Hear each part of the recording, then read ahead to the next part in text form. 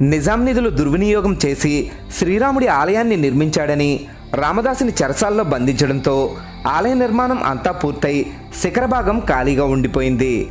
అప్పటి ఆలయ ధర్మకర్తలు పూర్ణకుంభాన్ని ఆలయ శిఖరంపై ఉంచడంతో చిన్న గాలి వీచినా అది కింద పడిపోయేది. అలా కలశం కింద పడిపోవడాన్ని అరిష్టంగా భావించి ఎవరూ అటువైపు వెళ్లేవారు కాదు. ఈ విషయం చెరసాల్లో బందీగా ఉన్న రామదాసుకి తెలియడంతో ఆయన నిద్రాహారాలు మాని రామనామాన్ని జపిస్తూ ఉండేవాడు. రామదాసు చెరసాల నుండి విడుదలైన తర్వాత కూడా అలాగే ఉండడంతో ఓ రోజు శ్రీరాముడు ఆయనకి కనిపించి గోదావరిలో ఉన్న సుదర్శన చక్రాన్ని తెచ్చి ఆలయంపై ప్రతిష్ఠించమని సలహా ఇచ్చారు.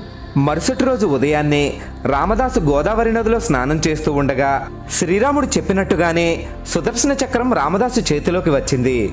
రామదాసు ఆనందంతో ఆ సుదర్శన చక్రాన్ని ఆలయంపై ప్రతిష్ఠించి రామదాసు తన ఉపవాస దీక్షను ముగించాడు. జై శ్రీరామని గట్టిగా చెప్పండి.